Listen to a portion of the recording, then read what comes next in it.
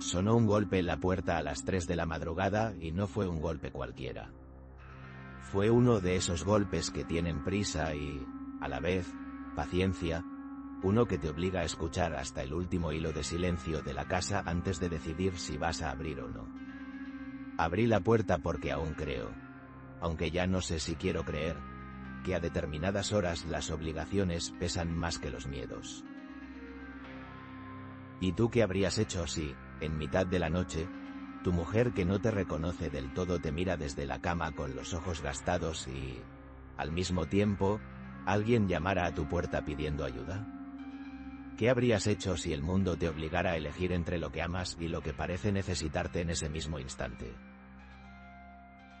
Rosa dormía en la habitación contigua sobre una sábana que ya no olía a ropa sino a recuerdos. Las lámparas apagadas dejaban la casa en una penumbra que yo, a fuerza de vivir en ella, había aprendido a leer como si fuera escritura. Oí su respiración desigual como si procediera de un motor viejo que de vez en cuando tose. Tenía puesta la manta hasta el pecho. A estas alturas de la historia lo sabrás.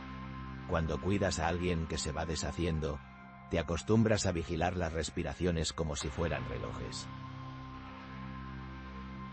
La voz en la puerta no era fuerte. Era esa clase de voz que se envuelve en la timidez de la noche. Una voz de barrio, curtida, que decía cosas como si se las contara a sí misma. Dijo mi nombre y luego dijo el suyo y luego dijo una palabra que Rosa usaba de vez en cuando quería que yo fuera a verla a la cocina. Me quedé en el marco de la puerta con la mano en la cerradura un segundo que se me hizo eterno. Miré hacia adentro. Rosa no me pidió que me quedara. La dejé sola por responsabilidad o por cobardía.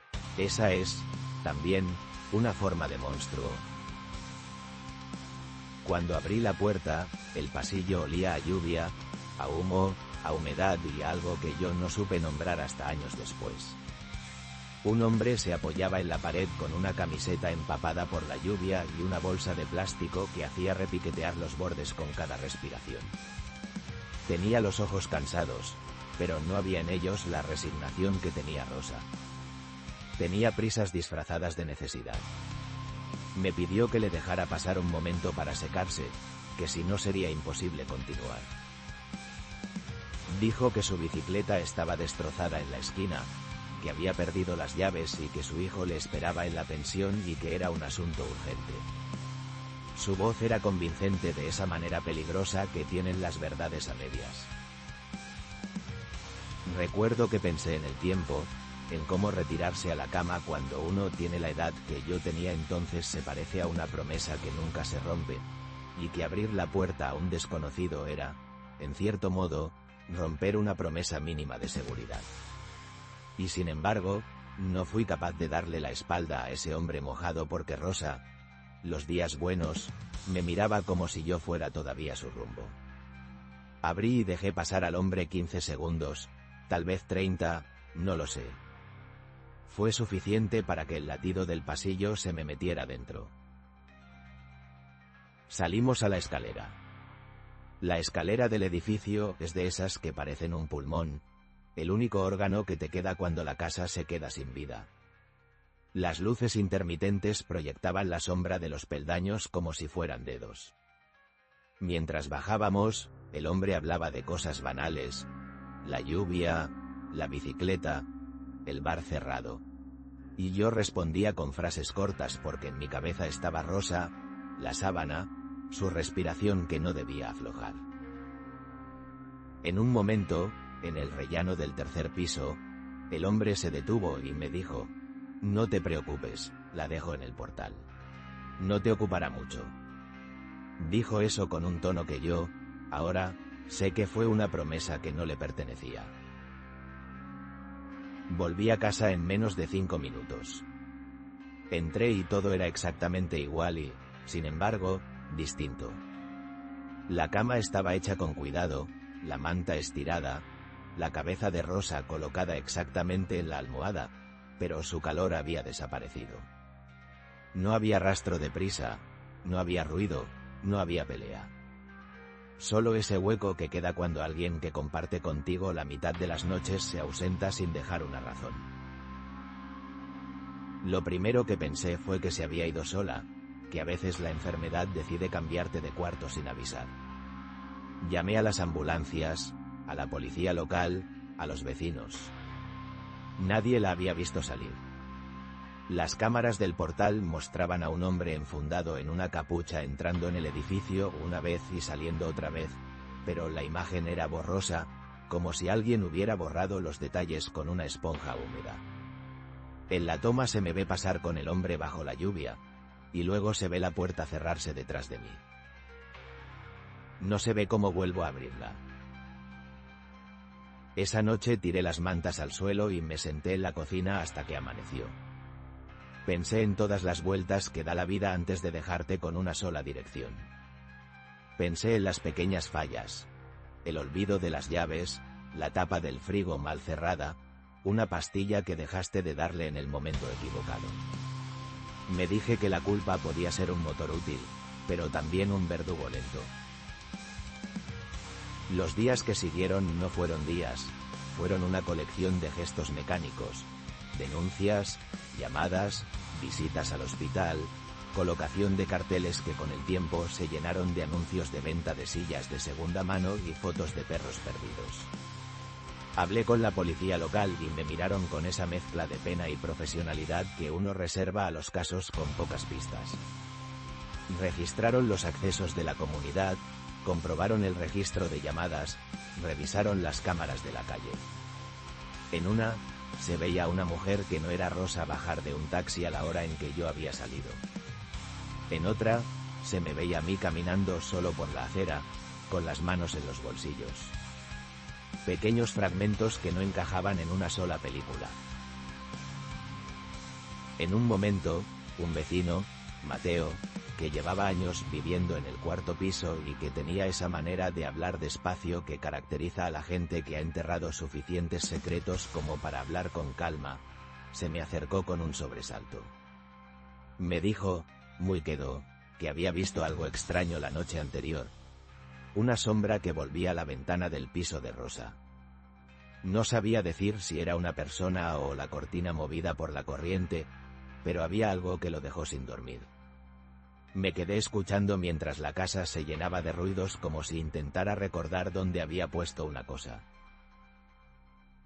Los periodistas del barrio llamaron a la puerta una semana después con preguntas que me parecieron siempre iguales. Si habíamos discutido, si Rosa había desaparecido antes, si alguien nos debía algo. Respondes con respuestas cortas porque tarde o temprano te das cuenta de que las palabras no te protegen del olvido. Solo te sirven para construir un dossier que otros leerán con el mismo interés con el que pasan las hojas de un libro de sucesos. Pasaron los meses y la búsqueda de Rosa no dio resultado. La policía cerró el caso provisionalmente por falta de indicios. Yo cerré la casa. Empecé a dormir en el sofá porque la cama era un campo minado de preguntas. Todas las noches, algún ruido me agarraba a la yugular. Un grifo, el latido de una tubería, el crujir de la silla del comedor. Empecé a oír su nombre en los sitios más inhóspitos, en la espuma de mi café, en la radio de un taxista, en el eco que hacía la bocina de un camión. Hubo un momento en el que la casa comenzó a darme vueltas como si fuera una noria y yo fuera un billete viejo que nadie quiere. Me quedé solo hasta que la soledad me enseñó a mirar las cosas pequeñas con una lupa. Empecé a sacar cajas con documentos, facturas, cartas antiguas, inspeccioné los bolsillos de todas las chaquetas por si acaso había guardado algo. Descubrí una foto en blanco y negro de los dos en la playa, con el pelo alborotado y la risa abierta. La miré hasta que la imagen se me hizo irreconocible, la llené de sospechas. Un día, por casualidad o por destino, encontré en un cajón un papel manuscrito de Rosa. Estaba doblado, con el borde amarillento. Dentro había una frase que me llenó de un alivio breve y de un terror inmenso al mismo tiempo. Si una noche me falta, no me busques con furia. Busca con paciencia. Quien escribió esas palabras sabía de tiempos y sabía de paciencia. ¿Paciencia? Me reí en silencio, y luego lloré, y luego me senté a pensar qué forma tiene la paciencia cuando uno lleva 3 meses sin saber si quien fue tu compañera de vida estará viva en algún lugar. La investigación me tomó como si fuera una ola. Me llevó a sitios que no esperaba. Fui a la pensión de la que me había hablado el hombre mojado, y allí me dijeron que nadie con ese nombre había registrado estancia. Fui al hospital y pregunté por pacientes con confusión y me dijeron que muchos se perdían en la ciudad y acababan en urgencias sin identificación. Fui a los albergues y a las fundaciones, y en todos me devolvían con las manos vacías.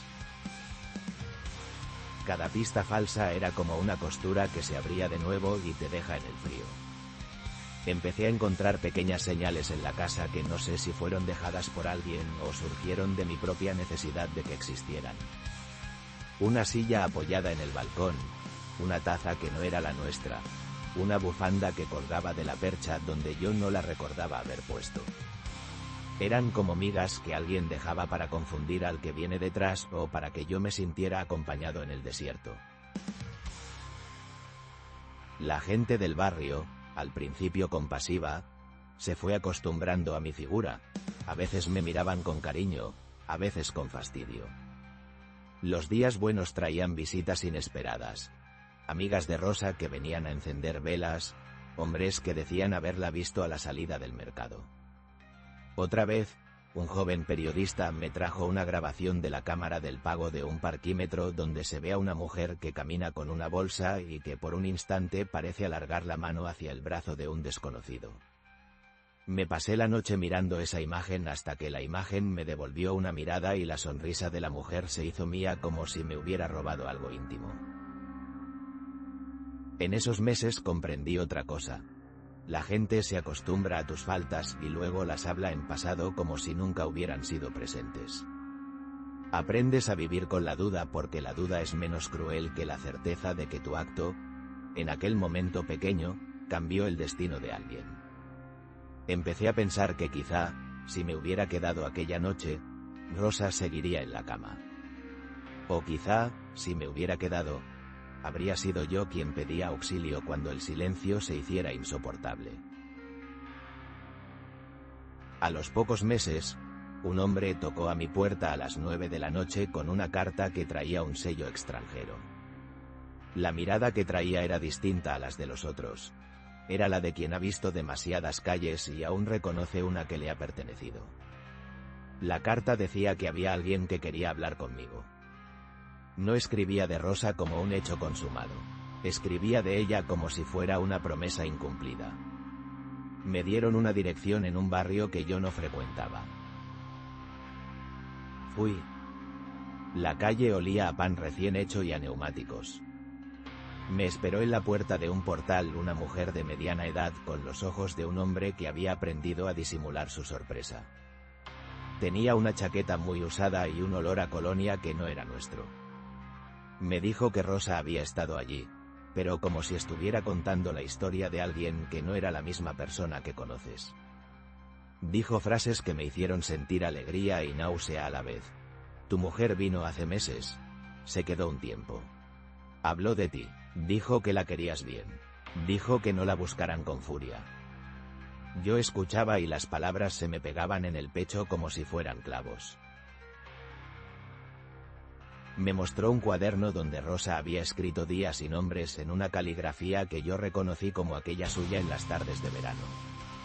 Había una anotación con fecha y una frase. He decidido irme para no perderme a mí misma.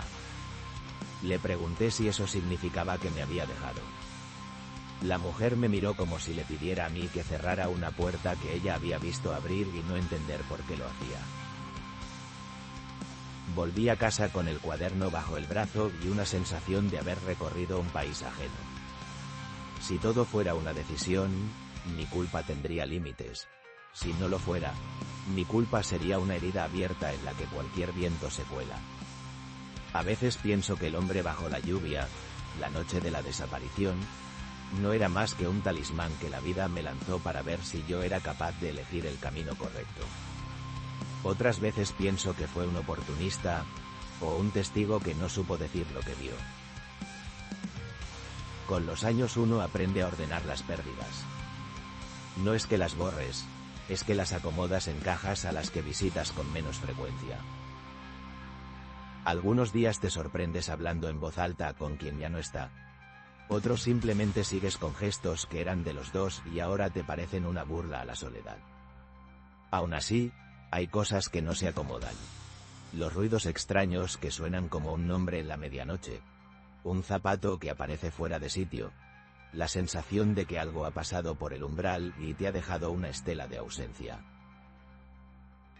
Aprendí a desconfiar de mis recuerdos.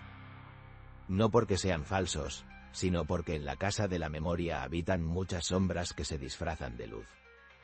Un día me puse a reconstruir la noche con calma, con el oído pegado a los objetos como si fueran testigos silenciosos. Recalqué un detalle que antes me había parecido irrelevante. Cuando salimos a la escalera, el hombre dio 2 pasos y se paró en el rellano del 3er piso. En el mismo rellano vivía una señora mayor que solía dejar la puerta entreabierta por las noches. ¿Qué conversaron? Le vi a ella aquel día. Volví a hablar con Mateo. Me contó que aquella noche había sentido como si alguien golpeara los cristales de su ventana interior, como si quisiera llamar su atención y luego se marchara. Dijo también que, en la madrugada, había visto a una figura encapuchada bajar con algo envuelto en los brazos. Sus ojos se llenaron de una fatiga que no quería pronunciar. Yo le pregunté si podía estar equivocado.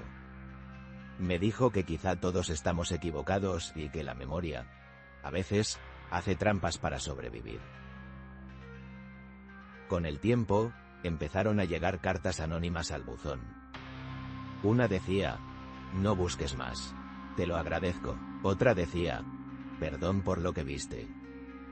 No supe si eran de Rosa, del hombre bajo la lluvia, de alguien que supo más de lo que dijo, o de mi propia culpa que encontraba maneras de escribir en mi corazón. Pasaron años y la vida me enseñó a no esperar grandes ceremonias. El mundo sigue con su ritmo implacable. Los niños crecen, los tenderos cambian de dueño, la ciudad renueva los bancos del parque. Yo me hice viejo a golpes de minutos y de silencios.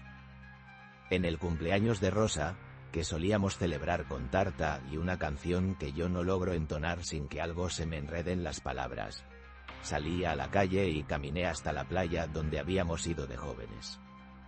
Me senté en un banco y miré el horizonte como si alguien hubiera puesto ahí una respuesta.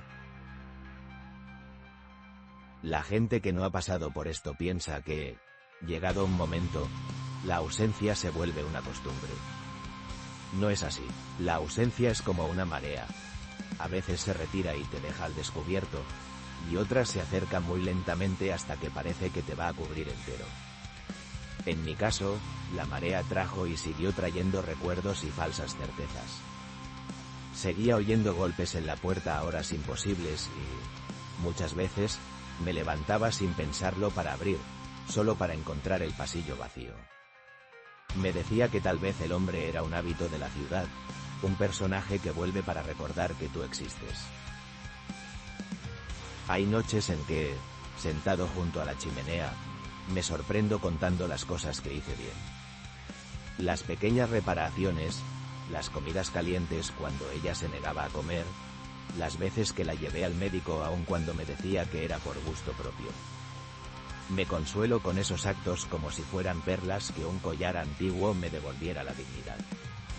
Y luego vienen las otras noches, aquellas en que repaso la lista de lo que no hice. Una llamada que no hice, un abrazo que dejé para después, una puerta que abrí y otra que, quizá, tuve que mantener cerrada. ¿Crees que hay respuestas?